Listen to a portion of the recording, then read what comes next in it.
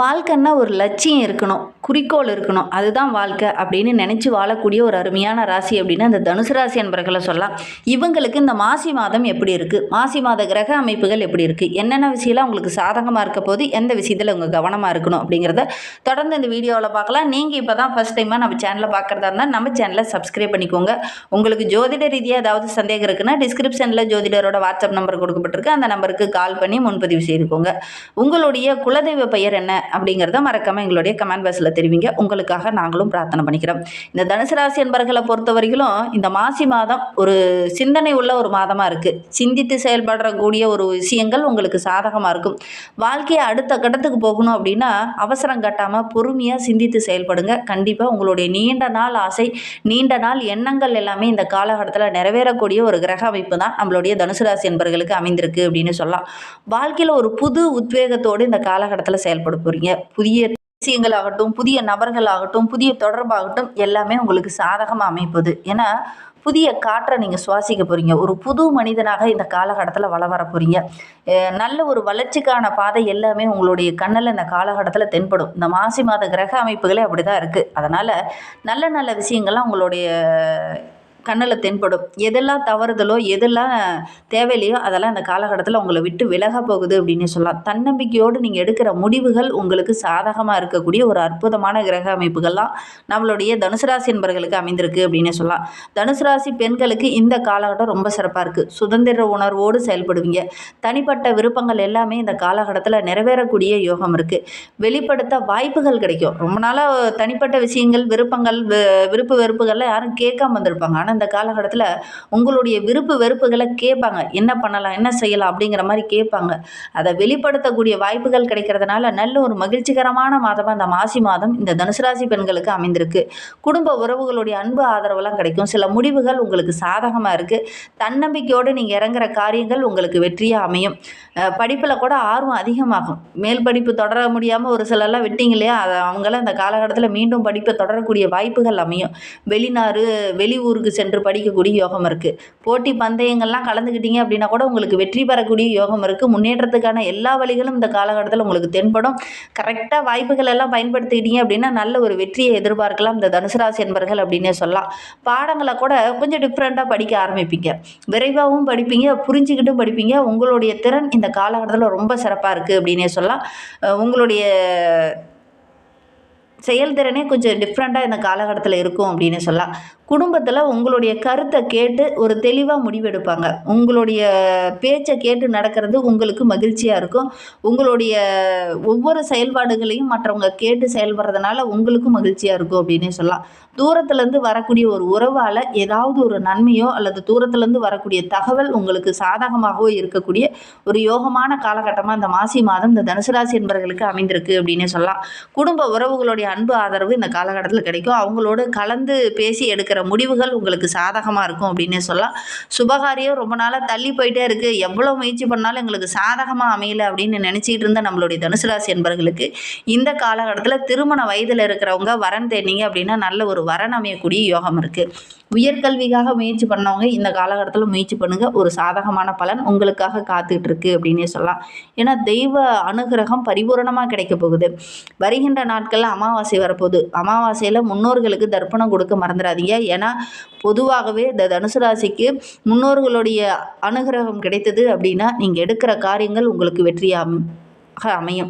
அதனால் முடிந்த அளவுக்கு, ஏன்னா 9வது இடம் 12 ராசிகளிலே பார்க்கும்போது 9வது இடம் அப்படிங்கிறது முன்னோர்களை குறிக்கக்கூடிய ஒரு இடம். அந்த இடத்துல தனுசு ராசி இருக்கிறதுனால முன்னோர்களுடைய அனுகிரகம் மட்டும் உங்களுக்கு கிடைச்சிச்சு அப்படின்னா நல்ல ஒரு சாதகமான பலன் உங்களுக்கு கிடைக்கும். எடுக்கிற காரியெல்லாம் தடையாகவே இருக்குது அப்படின்னா முன்னோர்களுடைய அனுகிரகம் உங்களுக்கு பரிபூர்ணமாக கிடைக்கல அப்படிங்கிறது அர்த்தம். அதனால் முடிந்த அளவுக்கு முன்னோர்களுடைய அனுகிரகம் கிடைக்கிற மாதிரி நீங்கள் எல்லா விஷயங்களும் செய்யுங்க. தர்ப்பணம் கொடுக்காமல் இருந்தீங்கன்னா தர்ப்பணம் கொடுங்க. அதே மாதிரி உங்களுடைய குலதெய்வத்துக்கு ஏதாவது வேண்டுதல் வச்சு நிறைவேற்றாமல் இருந்தீங்க அப்படின்னா அதெல்லாம் இந்த காலகட்டத்தில் நிறைவேற்றுங்க.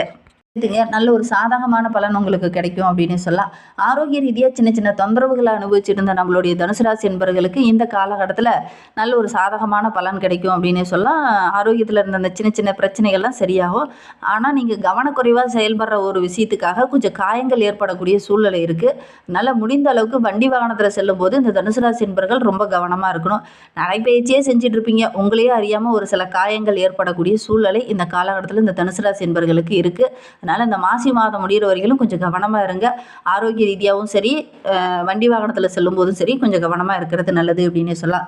தொழிலில் வியாபாரத்துலலாம் நல்ல ஒரு வளர்ச்சி இருக்குது. வெளிநாடு வெளியூர்லேருந்து வரக்கூடிய தகவல்கள் உங்களுக்கு சாதகமாக இருக்கும். வெளியூர் பயணங்கள் எல்லாமே உங்களுக்கு வெற்றியாக அமையக்கூடிய யோகம் இருக்குது.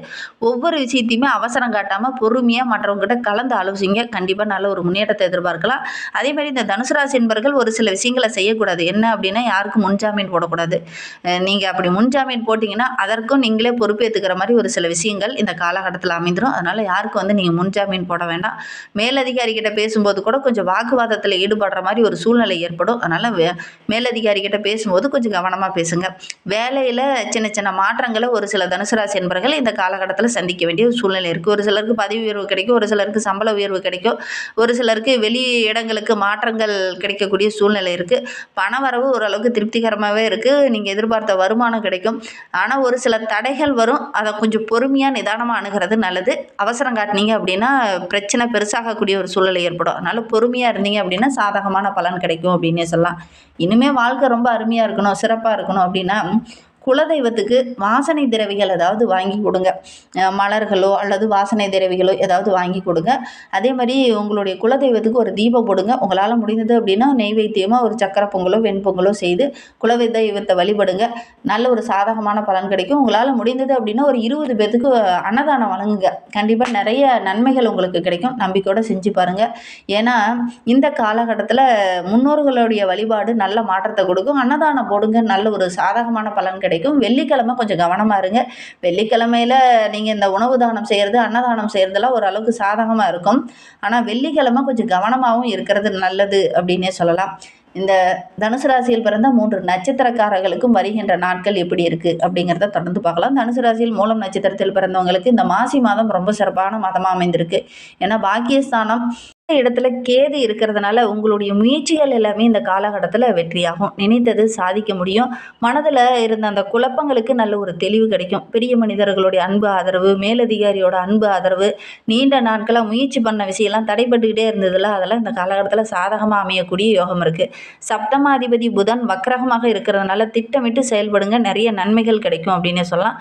பண விவகாரங்களில் மட்டும் இந்த மூலம் நட்சத்திரக்காரங்க கொஞ்சம் கவனமாக இருங்க.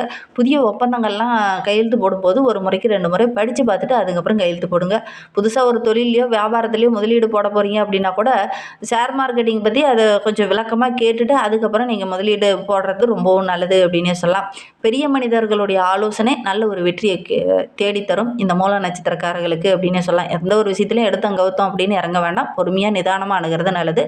கேது ராசியில் இருக்கிறதுனால விநாயகர் வழிபடுங்க, எடுத்த காரியம் உங்களுக்கு வெற்றியாக அமையும். பூராட நட்சத்திரத்தில் பிறந்தவங்களுக்கு இந்த மாசி மாதம் ஒரு அதிர்ஷ்டமான மாதமாக அமைந்திருக்கு. ஏன்னா அதிர்ஷ்டக்காரகன் சுக்கிரன் இந்த மாதம் முழுவதுமே உங்களுக்கு சாதகமாக இருக்கிறார். அதனால் குடும்பத்துக்குள்ளே ஏதாவது ஒரு சுபிச்சம், ஒரு மகிழ்ச்சி தர மாதிரி நல்ல விஷயங்கள் நடக்கும். பொன் பொருள் ஆடை ஆபரணங்கள் வாங்கக்கூடிய யோகம் இருக்குது.